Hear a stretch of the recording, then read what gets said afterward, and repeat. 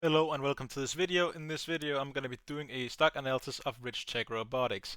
Now as you probably notice, it has been quite a crazy day for them as they're up by 42.6%. And the reason for this is they have joined a partnership with Microsoft regarding the flagship robot, which is this guy. This is Adam, and he's a two-armed robot who can make drinks and barista coffees. And they're going to partner with the Azure AI of Microsoft. Now let's get back to the stock itself. Now, as you can see, it's up 42% for the day, which also, of course, means the RSI is going a bit crazy. Now, if you don't know what the RSI is, this is the Relative Strength Index. This shows which way a stock is headed. So if it's above 70, it's in the overbought area. This happens when there's a lot of buyers in the market. Of course, it's going to look like it's overbought currently, but of course, given that there's new facts, this Azure AI coming in, maybe it could rise even more. Earlier in the day it was up 36%, which I thought was quite crazy, but then again it's still up from that point. Now something else you should notice, the volume. You can see the volume sticks down here. The volume is quite crazy today at 133 million. That's 100 million more than the average in the past 30 days. So it's going to be more volatile in the next day, couple of days probably, because you're going to see some people taking profit home, and you're going to see someone maybe doing some extra analyses and then investing in the stock. So always be a bit more careful. We can also see in the beta it is relatively high at 2.74. This means that it is 174% more volatile than the average index. Now, if we take a broader look at the stock, you're going to notice something. That is, we often see it trading sideways and then it takes these jumps and then dives again. I would say I don't own this stock right now. I have done earlier. I bought it right around down here, just about below this, and I sold right around 6.1. Now I had quite a nice profit on it, and the reason I sold it was because it had this peak, fell down, peaked, fell down again, and I didn't like this dead cat bounce pattern, so I sold right around here. Luckily for me, I made a huge profit on this one, but given the fact that they're now a partner with Microsoft, maybe I have to buy it again, but we're gonna have to see in the future for that. Now, if we look at the earnings, we can also see as well, the last earnings here was much better than anticipated. This is absolutely amazing. However, those earnings aren't quite crazy, because you can see how much they actually made. It wasn't really that much. Of course, they reported $101.44 million. This is really not that great, because then again, they are not making any money at all, basically, and they do have a market value of 1.16 billion. And of course, they're in a very niche sector, given they are making these robots here, and now, of course, also with AI to make them even better. But if we look down here at the income statement as well, annually, this is their annual earnings. As you can see, it's really not that crazy.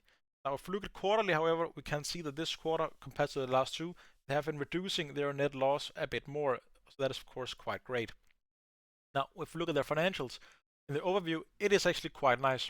You can see they have $730,000 of debt, and as you can see here in cash is $251 million. This is absolutely huge. Plus, now that the partnership with Microsoft, one could speculate, of course, that Microsoft is going to pay for some of the development because, of course, they own this Azure AI. You can also see that here in the free float shares. Virtually every share is in the market. We like this because, of course, this means that there isn't a huge investor who can all of a sudden just sell a ton of shares and dilute everyone else. Something you should note, however, is the price to sales. If we look at Q4 in 2024, it was at 13.94, and if we look at it Q4 in last year, it was 165. Now then again, it has even fallen 20 points since then. So as you can see, the price to sales is quite high in a stock like this, and it's also a very volatile price to sales. Also, if we go into the statements, you're going to see something that I'm not a huge fan of, and that is this gross profit. We can see it has actually been positive for quite many quarters in a row, and then last quarters it was actually negative gross profit. Of course, they do still have a ton of cash in the bank, but then again, I don't like this development in the stock because I prefer to see a positive gross profit. Now, if we go and look at the seasonal to this stock, it looks quite interesting. As we can see, we have some years with decent gains, and we have a year with horrible gains. And you can also see here, just in general, it rises and falls quite a lot. We can also see that back here in 2024. So be very careful in a stock like this. I simply can't highlight that enough. Now, if you go further down and look at the technicals, they are quite great at the moment. Of course, for the day, it's a buy. You can also see that down here in the moving averages and the oscillators. For the day, the week, and of course also for the month. However, down in the analyst rating, we don't really have much to go on as we only have a single analyst on it. chances are there's going to be a lot more now that, of course, Microsoft has made a partnership with them, because, of course, many more analysts are going to look at it then. So this strong buy, of course, we can use it a little bit. It is what I would like to think is quite normal for a stock like this. But then again, we really only have one point of view in it. And since I've owned the stock and I do like the company, I am also quite biased, as I do think in the long run it's going to be worth quite a lot.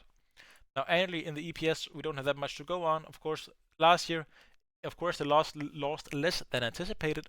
This year it's going to be negative, and so are the next few years. Now, however, in the revenue, once again, I'm not hugely positive, as they're not increasing it by that much. And you would hope by 2029 that they would actually start to get some proper sales, but they really haven't increased it. So to be honest, I'm not a huge fan of the valuation of the stock. Now, of course, is this a huge speculative play into the future? Yes, it is. Of course, you also have to have that in mind. Now, personally, I wouldn't be surprised if it fell right around back down to here, because we have seen a double bottom right down here. So if it fell back down to 2.9, it would not surprise me at all. It might just also stabilize at some earlier peaks, as well as we did see a double peak right around here at 4.5. So that is at least my best guess, because I don't think this price point is stable. If we stabilize on it, it's going to be great, of course, but then I would like to see it trade a bit more sideways, and by sideways, I of course mean trading this way. I don't want to see it going up and down and crazy stuff, or even just a slow and nice rise as well would be quite nice, as we have seen quite a lot of, not rigidity, but quite a lot of volatility in this stock. So I am very careful, especially in stocks like this. But my one problem with this stock is simply the revenue. They're not making that much money currently, and they're not guiding to that much. So that is my big problem with Richtech Robotics. So currently, I would say I'm definitely keeping my eye on this stock, because I do think it is quite interesting.